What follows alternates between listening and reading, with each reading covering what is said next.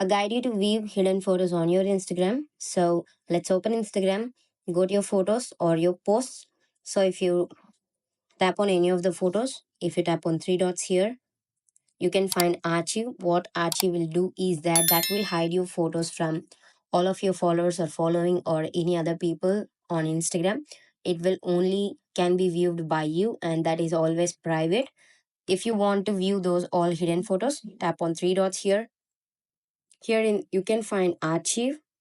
If you tap on that, here you can see by default it is appeared as stories archive. If you tap the small arrow here, you can go to post archived or the likes live archive. So if you tap on post archive, see here I have archived my post. So if I need any of these photos to be unarchived or unhidden, if I tap on that again, I click on three dots here, it will show like show on profile. If you tap on that show on profile, now that photo is restored and see it has been appearing on my Instagram. This is how you can view your hidden photos on Instagram. Thank you.